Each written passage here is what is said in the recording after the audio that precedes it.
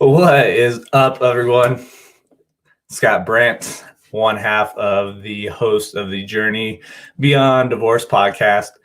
My co-host, Miriam, busy with doing some stuff, finishing up some stuff for the holidays. So once again, on my own. So here we are, ready to go.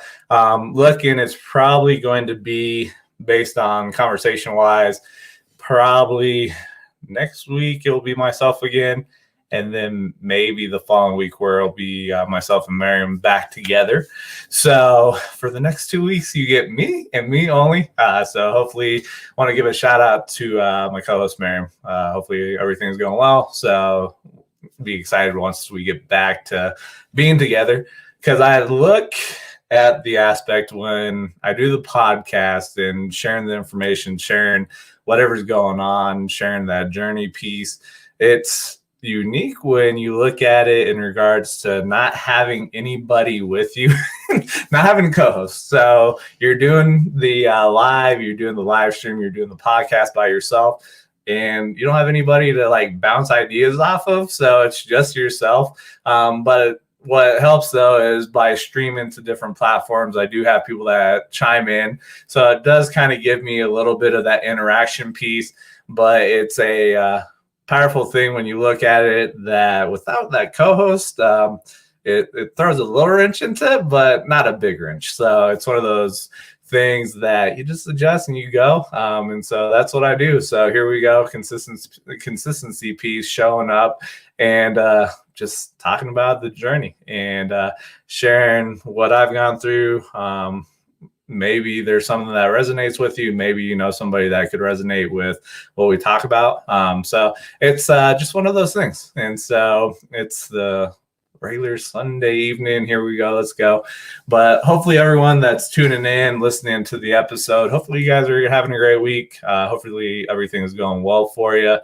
If you're facing a trouble and whatnot, or facing something that's not going well for you, then that's just the point of it's part of your journey. But maybe you need to look at reframing and kind of seeing if there's something that you're not giving yourself. Maybe you're pushing out.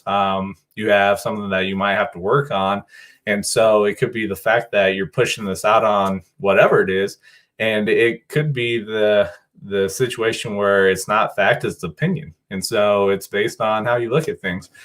And a little bit with our sponsor, Tabala Creative Cuisine. The shutdown for the wintertime. So they have flipped over to Tabala's Food for Thought. They are using their Facebook page in regards to highlighting small businesses and just getting the word out there and showcasing somebody else. And that's the beautiful thing when I look at the sponsorship that we have with Jasper and Tabala is the drive to use Tabala to showcase other people. A lot of times you don't see that with businesses where they don't take the opportunity to showcase other individuals. And so it's a beautiful thing. And so got the information that Jasper shot over for the Food for Thought.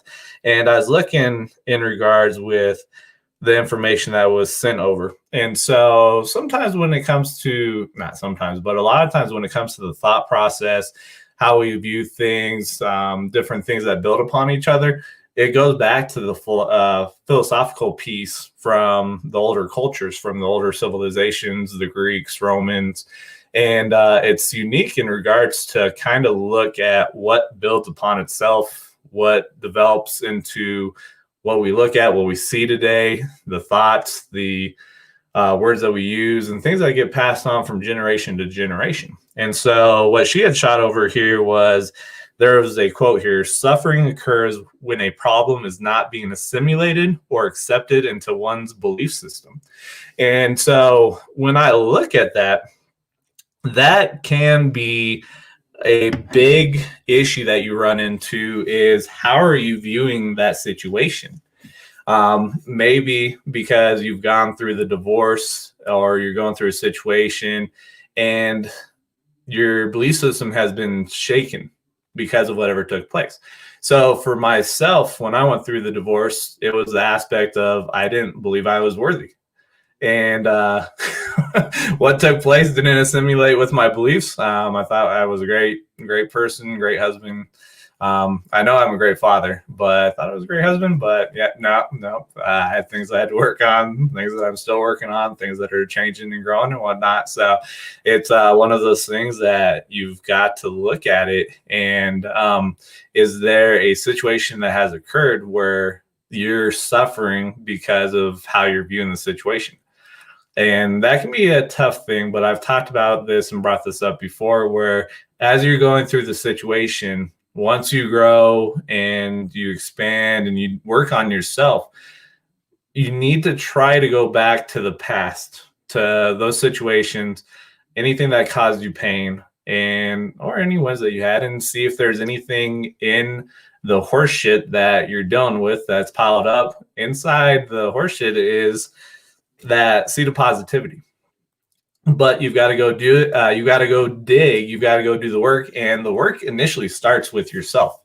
And so you've got to work on yourself. You've got to change what you speak to yourself. You got to change the stories that you're telling yourself. You've got to change your thoughts. But that is a lot of work. And it's not really not easy work, but it's work that sometimes it's scary and people don't want to do it because it is scary. Because you are potentially having to question your belief systems. You're having to question the paradigm that may have been stuck in your head by somebody else. And then you get to the situation that you are now looking at the container that's been built, that you've built. And you've got to look and say, okay, I've got a crack in my container. What do I need to do to fix the container that I find myself in? And so that's a lot of work. You've got to do the work. And so when it comes to these struggles and the suffering piece, that comes into the point of what are you telling yourself? How are you looking at the situation? And it's part of the emotional piece. You'll have the suffering piece that's part of the emotions. You've got to let the emotions run its course. But after you've gone through it and you've grown and done what you need to, are you still facing that situation with the aspect of it causing suffering for you? And so that's something that it comes into doing the work. And so that was just kind of, when I look at it, the spin of what Jasper shot over, just kind of putting it into context here with the divorce piece. Maybe for somebody that's watching this, that's listening to the episode, maybe you've gone through an expired relationship. Maybe you haven't gone through a divorce, but maybe you're going through a heartbreak or heartache. You had a very long-term relationship and it expired, or you just grew apart and you guys didn't come back and work it out and whatnot. And so that's stuff that can be tough. But that's part of the journey. That's part of your journey. And you're like, that's part of my journey. That's stupid. Why would we? Well, that's just part of your journey. That's what's going to force you to grow. That's what's going to cause progression. And it's the fact that if you do not grow and you don't progress and you allow the shit that was happening in the previous relationship, if you do not work on yourself and you don't start dropping stuff out of the bags that you shouldn't be taking with you to the next relationship, if you're not clearing out that bag and you're not going back and looking and seeing what lessons need to be learned, and you're coming with the same person that you were leaving that situation, that's not going to be good, because you're going to go back into it. You're going to have these habits and these neural pathways that you've got to adjust, and you didn't adjust it. You didn't change it. And so that's where it comes into play, where the work is your work to be done. You have to do the work. And so if you don't do the work, how do you expect for change to occur? You can't have somebody else come in, and you could potentially hire a coach. You could potentially sit with a friend. You could potentially find somebody that is there to talk to you, but they are not you. They're not in your life. They're not you. And so if you're going through the situation and you're not working on yourself, and you're bringing the same shit that you took out of the old relationship and it goes into the new relationship, good luck, because you're going to be facing the same headaches and the same challenges that you dealt with in the previous relationship. And that may be a aspect that maybe makes you mad. Maybe you hear that and you're like, no. Well, think about it. When we look and reflect on the stats that I talked about last week with divorce, where first marriages end in divorce 50% of the time. And then your second marriage, after going through that first marriage with a divorce, the second marriage ends up in a divorce 67% of the time. So you've gone from 50% to 67%. And then the third marriage, it's 74%. And so it's not the aspect of me pulling out these stats to try to scare you or any of that, because ultimately that's where you've got to look and listen and hear how these stats are reflecting, how you're reflecting on these stats, how do you view them? And so knowing that, it's like, okay, maybe I've got to do the work. Maybe I need to go do what I need to change from who I was in that previous relationship to going into the new relationship and making sure the same mistakes aren't occurring, making sure that I am coming as my solid true self, not my pseudo self, and making sure I know what my list is, the list of non-negotiables, whatever it is, but also being mindful of the red flags that may have been present in the previous relationship that you decide to overlook, and not getting into a new relationship with those same red flags popping up, because I think about it, if you have not done the work and that's what your mind knows, and it's the neural pathways, and then you're focusing on those pieces of what went wrong,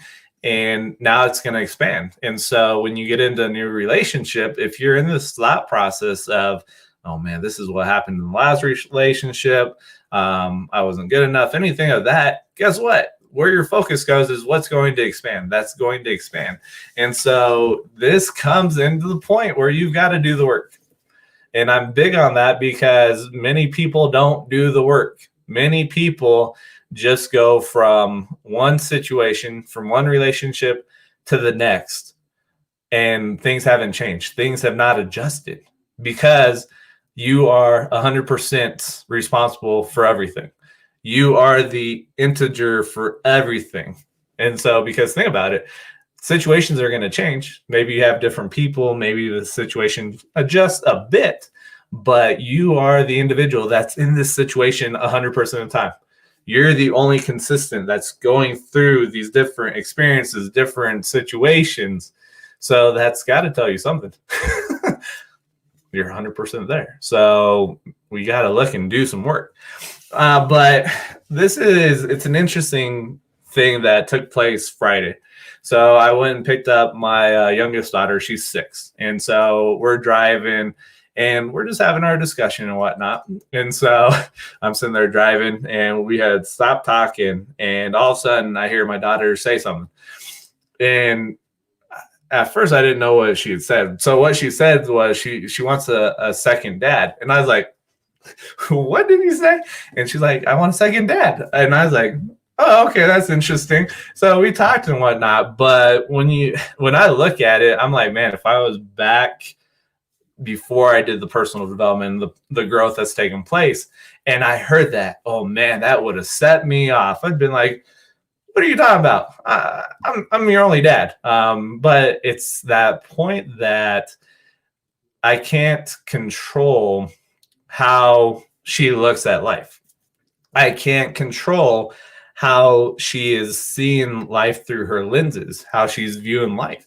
And so I look at it, and I've talked to both my daughters. My oldest is 11, so 11 and 6. Great time, keep me on my toes, out there doing gymnastics, flipping around, flying and whatnot. So, but we've had these conversations. And so the biggest thing is with their mom, if she gets remarried, is that it's a two-way street with the respect piece. And so they have to respect the individual that their mother is with, but that individual that their mother is with also needs to show them respect.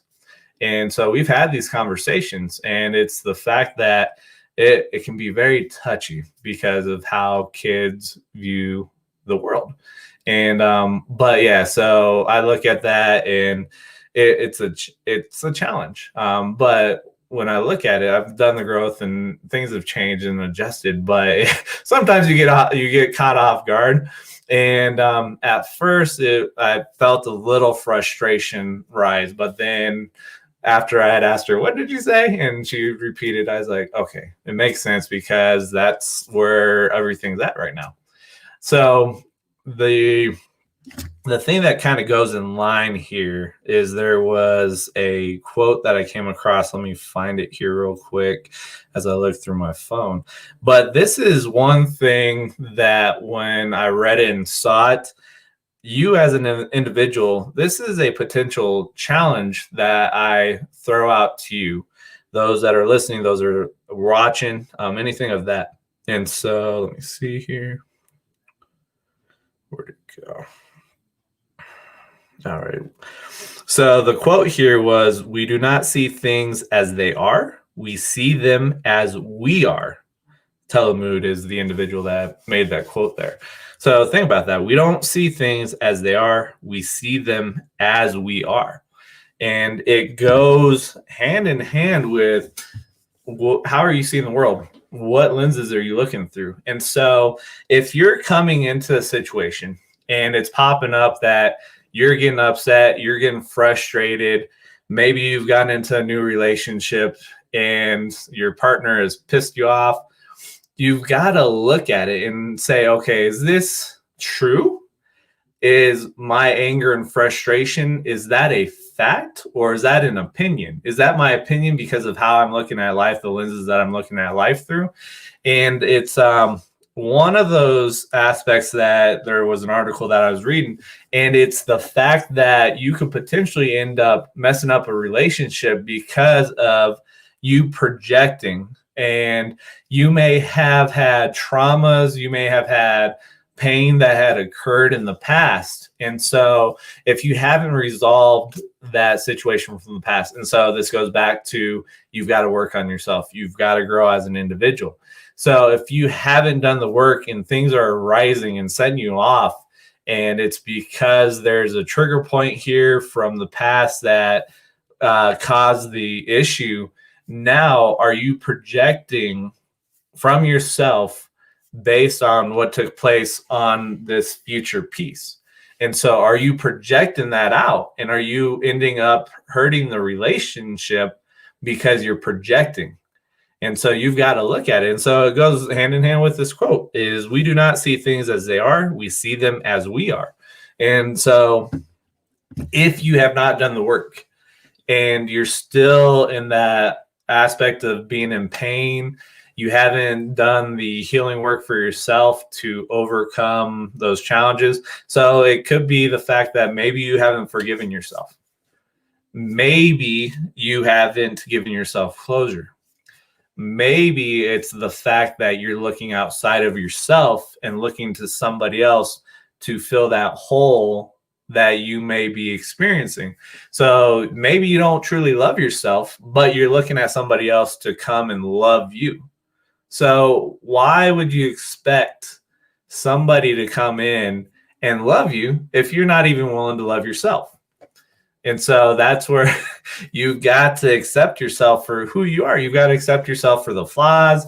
You've got to accept yourself for the quirkiness that you are. You've got to accept yourself for, like me, laughing at the most inappropriate times sometimes, which it's all good.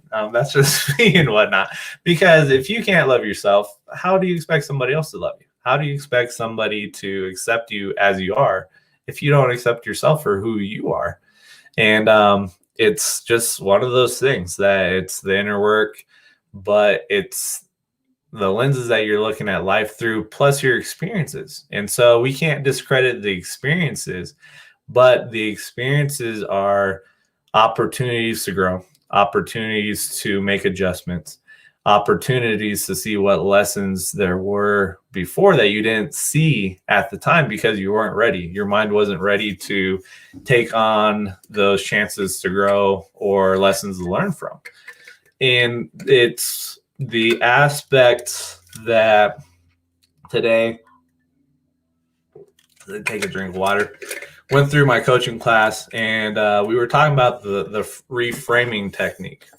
And so this is very interesting because the fact that you've got to reframe how you're looking at something. So it's the aspect that each of us are looking at life through a camera. And maybe right now you're looking at the ground, but you've got to go and do the reframing to kind of adjust where you're looking at, adjust the degrees of the lens that you're taking in. And so the thing that we have to remember is as we're going and doing the work, somebody in class had brought up the fact that it's small steps. It's not trying to go climb Everest without doing any work. It's taking those small steps to build upon each other to get to that next level. And so that can be interesting because sometimes that can be a slow process. And we are in a society that we want things to happen quickly, and we get very impatient if it's taking forever. And so you can't do that. You've got to let it grow. You've got to let it adjust over time, small, simple steps. Because if instead of you going and taking the small, simple steps, if you overwhelm yourself or you stress yourself out and you get upset and frustrated, it's not going to be fun. You're not going to want to do it because you've frustrated yourself and you're like, screw this. This isn't working. And so that's where you've got to take the small steps. And with the reframing piece, one of the examples that stuck out, and when I look at this too, and I can put this in terms with the belief that I had. So the individual was talking about a client that her teammates had said that she was bossy. Her boss had agreed with her. And so she was frustrated and she felt like she couldn't go and work within the team because everybody thought she was bossy. And so it kind of put her back and it made her frustrated because she's like, well, I don't know what to do. So it's interesting because she had talked, she was a hard charger. And so the aspect when you're looking at reframing is, okay, I hear and you are a hard charger. So when you look at the characteristics that you have, what else can you bring to the team? What else can you bring to the table to help lead that team? And so it gets you looking at that situation in a different light. And so like for myself, it could have been, okay, I understand that you feel and what you're telling yourself is you're not worthy. But and when you're looking at it, so that's the other thing. It's an and but can really set people back and whatnot, defensive aspects. So when you look at it, what do you love about yourself? Or who do you have in your life that loves you? And so at that point, I could have been like, well, I've got my kids, I've got my daughters, and I know they love me. And so that small adjustment, that small change to start working forward to getting to that bigger picture, to getting to the life that I want, to go from the baseline to thriving, whatever it is. And so I'm grateful for the journey I went on. I'm grateful that it took me 14 months to really start making that shift and that change. And so everybody's going to be different. And so we cannot compare what's going on with us with somebody else. Because if you start comparing, that's going to slow you down and you're going to get pissed off and you're going to be mad and you're going to be upset because that's their journey. That's their life. You have your journey that you're going on. You have your life that you have to work through and set up and whatnot. So it's the aspect of you can't compare yourself. But we've got to do the small, simple steps. So you've got to look and say, okay, what can I do differently? How can I look at this situation a bit differently? And the beautiful thing, and I talked about this last week, and it's something that's coming up again, is single on purpose. And so maybe you're in a situation right now that you've gone through the divorce, you've lost the relationship, and you're by yourself. So right now, take that time that you have been given and go and do the work. Go and start building that list. Start working on yourself. Start making the shifts in your life, start making those changes. So that way, when you get into the next relationship, you're a better version of yourself than what you are at this point. And then that allows you to also work to make sure this bag of garbage that has come out from the past relationship, you're not dragging with yourself into the new relationship. So it's a beautiful thing that if you can take the time. And so I know it can be tough when you go through the divorce or you become single again and you're like, this sucks. Yeah, go through the emotions, embrace the emotions, let them run their course, but don't let them control you. So do that. And then as you're going through, start working on yourself. And there's some different things. The fact that sometimes you have to get out of your head in your house. And so you've got to get away from that environment that you were in when that relationship it expired or the divorce took place. You've got to adjust and you've got to get yourself out of that environment because that old environment still is holding the pieces of the old past. And so you got to adjust. But one of the things that really can help with that healing process is talking. And some people are like, I don't want to talk. Okay, that's cool.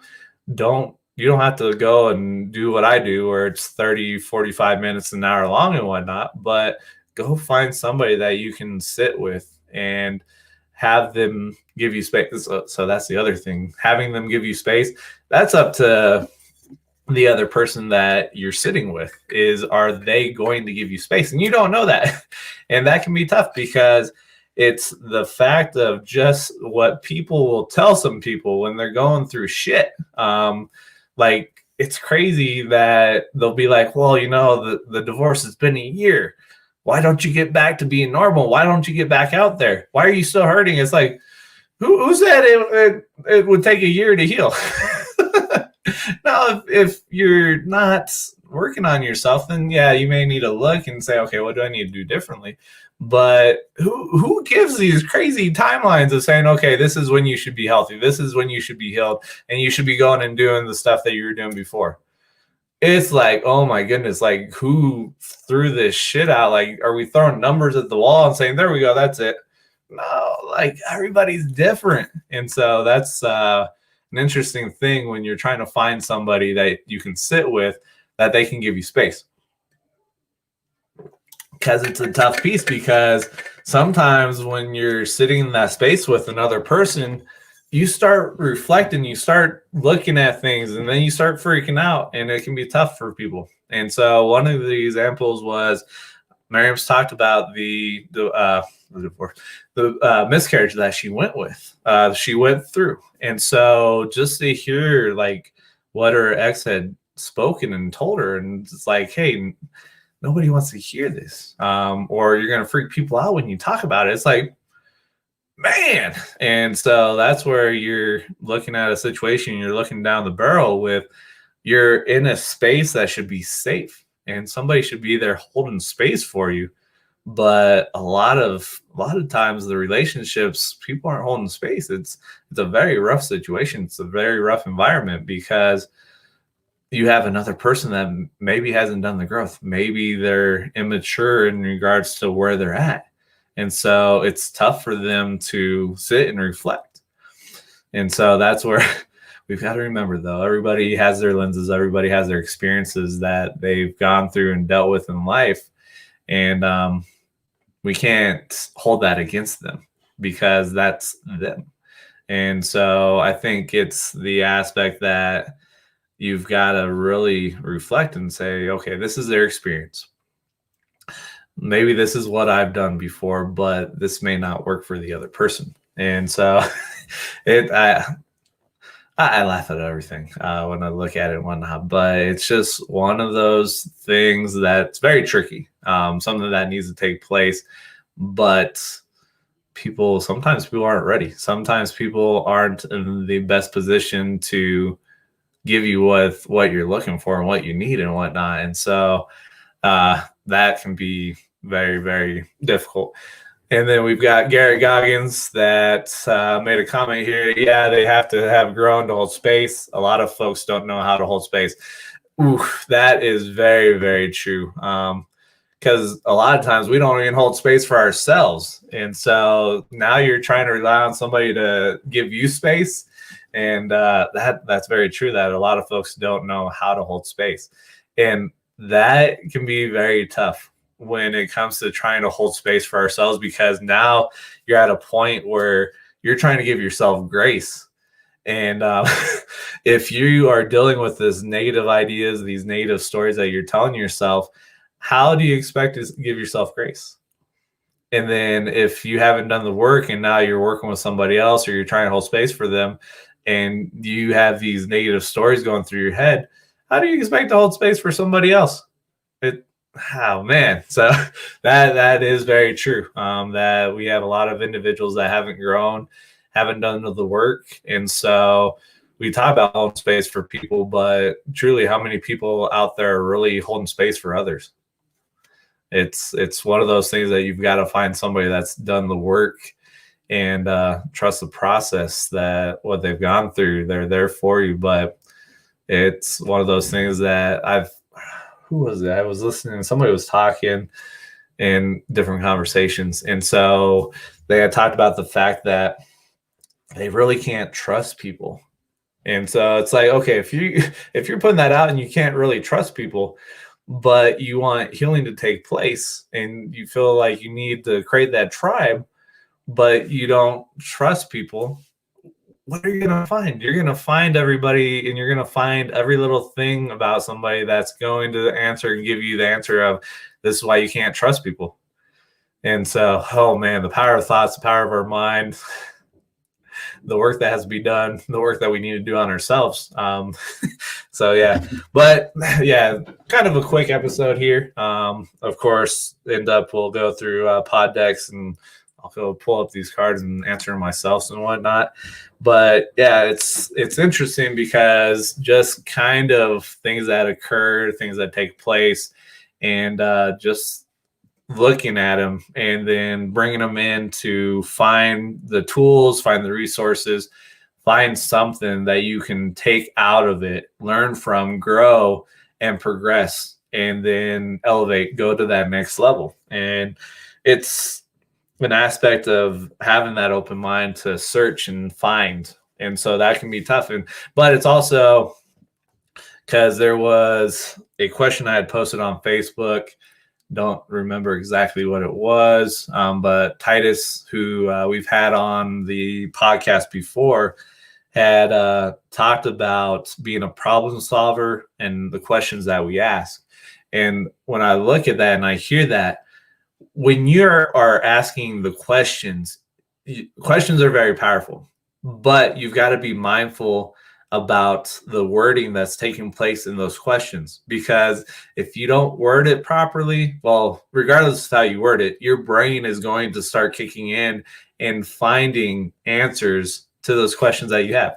So if you don't word it properly, your brain will find those answers that lines up with the question that you have presented. And like I brought it up, questions are very powerful. That's kind of the aspect to really do the deep dive and get to a level that you need to be at. You've got to ask questions. Your brain is that organ that you have it's the supercomputer. It's constantly looking, it's constantly doing what you're telling it to do, even though sometimes people allow their mind to control them. And so yeah, it was just something that we had talked a little bit about, the fact that your brain is a great servant, but it's a poor master. And so if you think about that quote right there, that's one of those things that can be tough. That, yeah, your brain is great to work for you, but it is horrible to take the lead and control and whatnot. So let's see here. We'll go with philosophy right now. We'll see what comes up here. Let's see. Is there freedom in creativity and art in the modern age? So if I'm looking at the age that we're living in, I guess we're looking in the modern age. So talking about that, actually, so the creativity piece, Travis Brown actually had brought up that January is International Creativity Month. And I was like, oh my goodness, like you learn something new every day. But that's another thing too. If you have a goal, if there's something that you're creative and you're very passionate about, man, January, start the new month going after that passion. Bring out the creativity. Creativity is huge because that triggers the brain and it starts firing the brain in a different way and has you start thinking differently. And so fly with that creativity, run with the creativity that you have and bring it out. Let's go. But yeah, it's unique how January is International Creativity Month. So, Travis, like, turn off social media, get off social media, go create that new podcast, go create the new YouTube channel, go create a new live, go create a new video, go do something, go create the next masterpiece in paint or photography, whatever it is, go do it. But is there freedom in creativity and art in the modern age?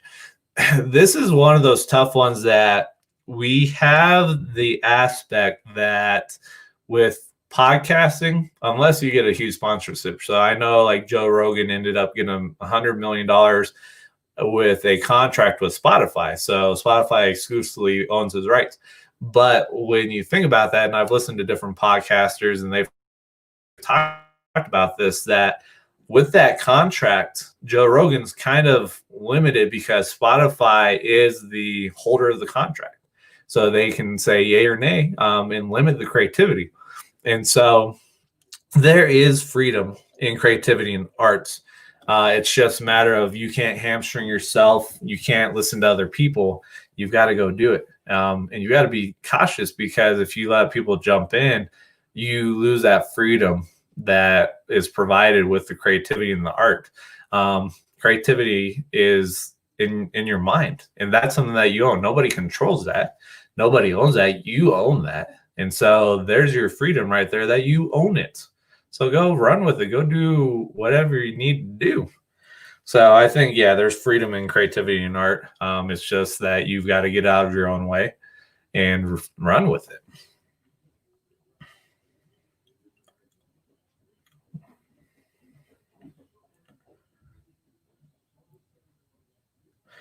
I'm just looking here. Let's see here. Do we control technology or is technology controlling us? I think a lot of us are going to say that technology is controlling us. We have the aspect that things are just becoming easier. People really are losing out on the basic premises of like basic necessities and whatnot. But I also look, when you look at this too, technology, social media is huge. We've seen it happen before with social media, with Facebook, but the aspect that it does control a lot of us because people will go on there, start utilizing it, and if they don't get a certain amount of likes or they don't get comments, they start getting upset. They're out there trying to get their hit of dopamine, and so that's right there. Technology is controlling different chemicals that are powerful, and so yeah, I don't think we're controlling technology. I think technology is controlling more of us at more times and whatnot. Well, that's just my thought process. Somebody's gonna be like, "No, nah, it's all good. That's your opinion. That's my opinion. Let's go." So let's see here.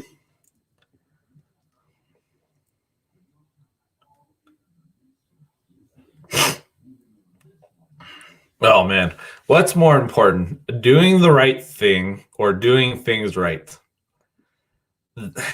I think when I look at that, the most important thing is doing the right thing. And this is one of those things when you look at it that the right thing can be different for everybody. And so that's one of those things that could potentially be very subjective. Somebody may be like, this is the right thing. And then somebody look at it and be like, that's not the right thing. This is the right thing. And so honestly, though, based on this, what's more important? I think doing the right thing or doing things right. If you're doing things right, you potentially come across things that have had a lot of shortcuts taking place and has really shortened everything, and it may not be the right thing. So I think doing the right thing is the most important for me.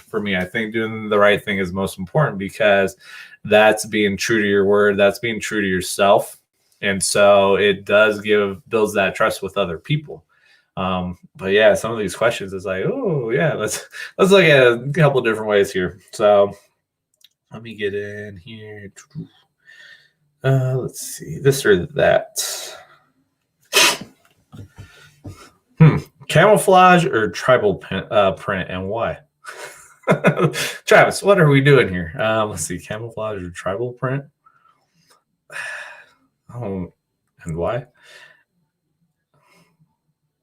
I would probably go with camouflage when I'm looking at that, because camouflage can blend into the environment.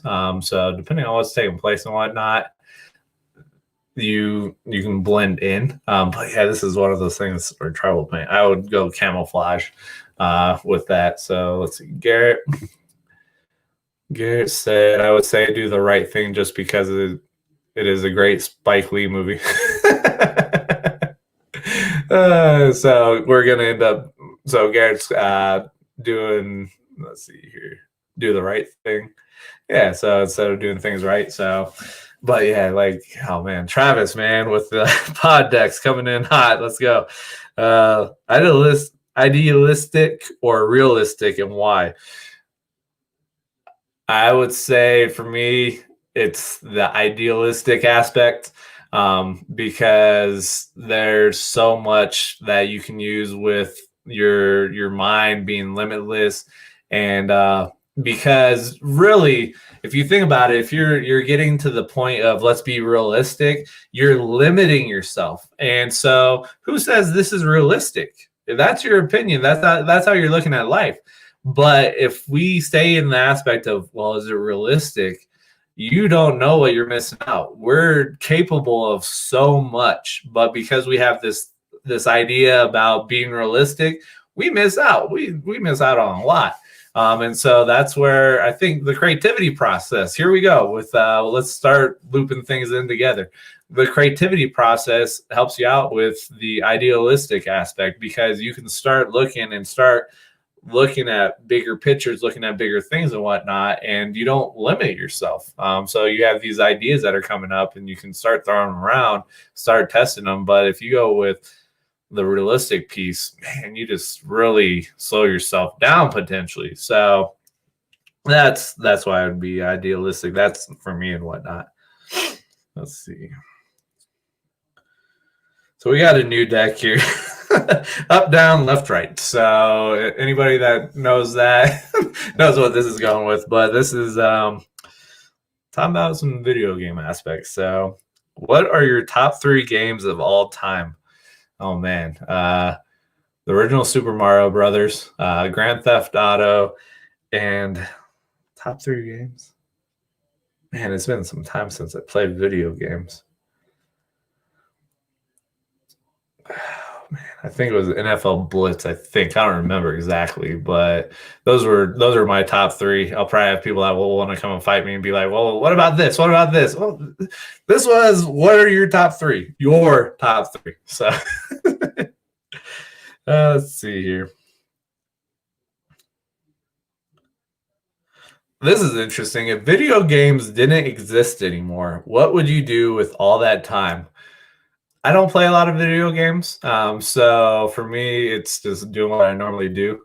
Personal development, reading, watching YouTube to get more information. But I think about people that play video games all the time. Man, that would be very interesting to really see if that did take place. How people would pivot with that. Ultimately, that would be a pivot moment. But yeah, so it's, yeah. Oh man, let's see here. Ultimate interview deck. We'll go one more here.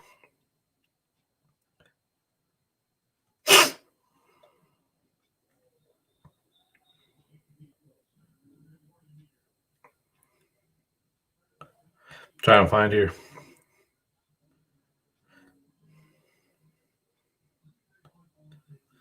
So, would you rather explore a new planet or the depths of the ocean?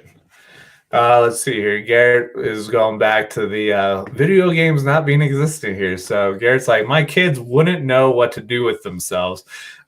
Well, you know what? Like, it would be very interesting. But that would be, I can see that because I know when we hang out, usually the boys are playing video games and whatnot. So that would be very interesting to see if video games were non-existent. What would be happening?